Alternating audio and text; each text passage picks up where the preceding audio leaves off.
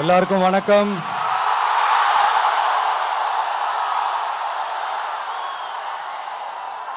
எல்லாரும் எப்படி இருக்கீங்க? சாப்பிட்டீங்களா?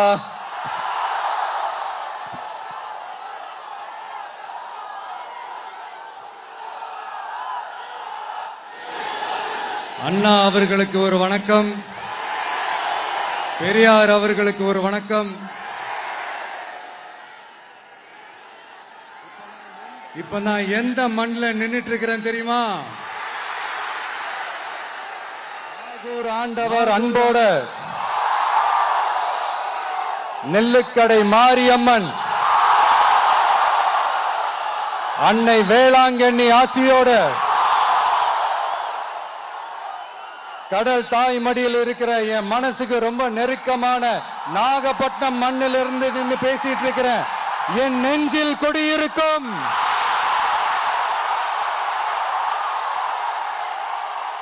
உங்கள் அனைவருக்கும் என்னைக்குமே ஒரு மீனவ நண்பனா இருக்கிற இந்த விஜயோட அன்பு வணக்கங்கள். இந்த கப்பல் இருந்து வந்து இறங்குற இந்த பொருட்களை எல்லாம் விற்கிறதுக்காக அந்த காலத்துல அந்தி கடையெல்லாம் நாகப்பட்டினத்தில் இருக்கும்னு கேள்விப்பட்டிருக்கிறேன். மீன் பிடிக்கிற தொழில், மற்ற தொழில்கள், இந்த விவசாயம், எந்த பக்கம் திரும்பினாலும் எப்படி பார்த்தாலும் உழைக்கிற மக்கள் இருக்கிற ஊர் தான் நம்ம நாகப்பட்டினம் ஊர். மத வேறுபாடே இல்லாத, அனைவருக்கும் பிடித்து போன, மத சார்பின்மைக்கு எடுத்துக்காட்டாக வாழ்ற உங்கள் அனைவருக்கும் மீண்டும் என்னுடைய சிரம் தாழ்ந்த ஸ்பெஷல் வணக்கங்கள். இந்த தமிழ்நாட்டில் இந்த மீன் ஏற்றுமதியில் 2வது இடத்துல இருக்கிறது நம்ம நாகப்பட்டினம் ஹார்பர் தான். ஆனா அங்க நவீன வசதிகளோட இந்த மீன் பதப்படுத்துற இந்த மாடர்ன் தொழிற்சாலைகள்லாம் இல்லை. அது மட்டும் இல்ல, இந்த அடிப்படை வசதிகள் கொண்ட இந்த வீடுகள்லாம் இல்லாம ரொம்ப அதிகமா இந்த குடிசை பகுதிகள் இருக்கிற ஊரும் நம்ம நாகப்பட்டினம் ஊரு தான்.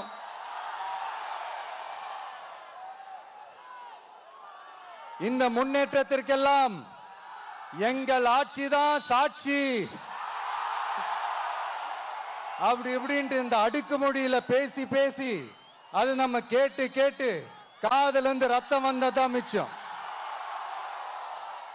இவங்க ஆண்டது பத்தாதா? இப்படி தவிக்கிறாங்களே நம்ம மக்கள், அது பத்தாதா?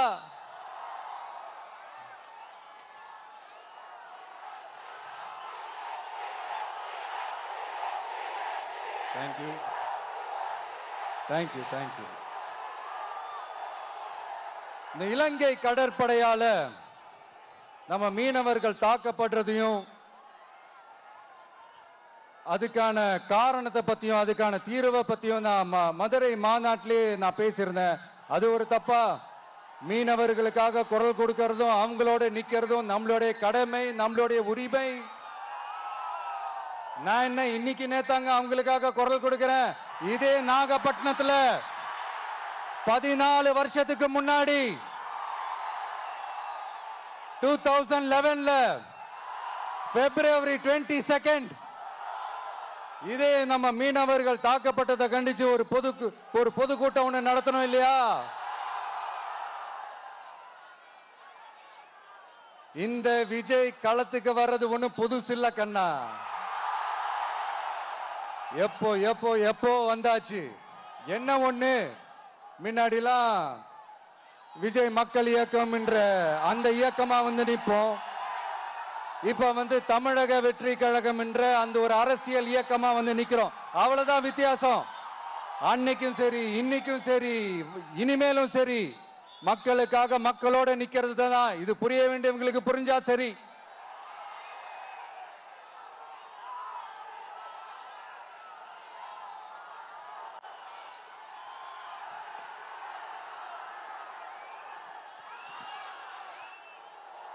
மீனவர்களுக்காக குரல் கொடுக்கிற இதே சமயத்துல நம்ம தொப்புள் கொடி உறவுகளான ஈழத் தமிழர்கள்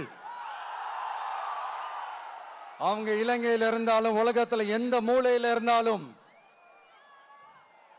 தாய்ப்பாசம் காட்டின தலைவனை இழந்து தவிக்கிற அவங்களுக்காகவும் குரல் கொடுக்கிறது, அவங்களுக்காகவும் நிக்கிறது நம்மளோட கடமை இல்லையா? மீனவர்களோட உயிர் எந்த அளவுக்கு முக்கியமோ அந்த அளவுக்கு ஈழத் தமிழர்களோட அவங்களுடைய கனவுகளும் அவங்களுடைய வாழ்க்கையும் நமக்கு ரொம்ப ரொம்ப முக்கியம். நம்ம மீனவர்கள் படுற இந்த கஷ்டத்தை எல்லாம் பார்த்து ஒரு பெருசா ஒரு கடிதம் ஒண்ணு எழுதிட்டு அதுக்கப்புறம் கப்சிப்னு சைலண்டா போறதுக்கு நாம ஒண்ணு இந்த கபட நாடக திமுக அரசும் கிடையாது. மத்த மீனவர்கள்னா இந்திய மீனவர்கள், நம்ம மீனவர்கள்னா தமிழக மீனவர்கள், இப்படி பிரிச்சு பார்த்து பேசுறதுக்கு நாம ஒண்ணு பாசிச பாஜக அரசும் கிடையாது. நிரந்தரமான தீர்வு, நிரந்தரமான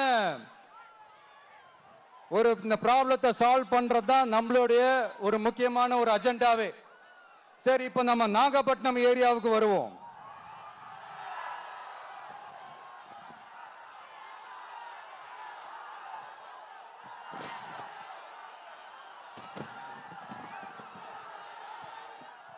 இங்க இருக்கிற மண் வளத்தை பாதிக்கிற இறால் பண்ணைகளை முறைப்படுத்தணும்.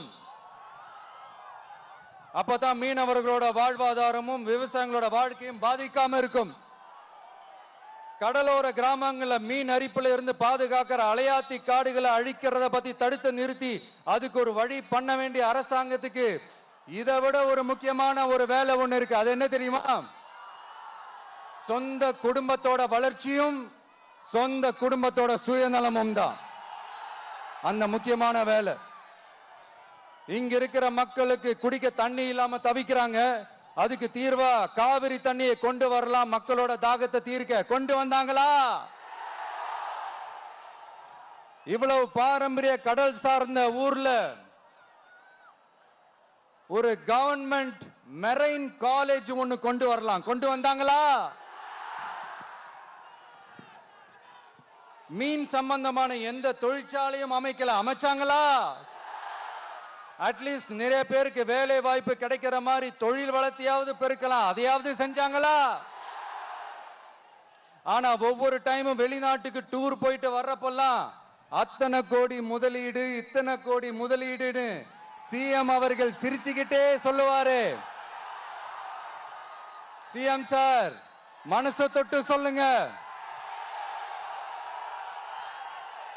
வெளிநாட்டு முதலீடா இல்ல வெளிநாட்டுல முதலீடா? ஒட்டுமொத்த தமிழ்நாட்டுக்கும் முதலீடா இல்ல உங்க குடும்பத்தோட முதலீடு வெளிநாட்டுக்கு போகுதா? வேளாங்கண்ணி, நாகூர், கோடியக்கரைன்னு இங்க இருக்கிற டூரிஸ்ட் பிளேஸ் எல்லாம் கொஞ்சம் நல்லா டெவலப் பண்ணலாம். பண்ண என்ன குறைஞ்சா போயிடுவீங்க? வேதாரண்யம்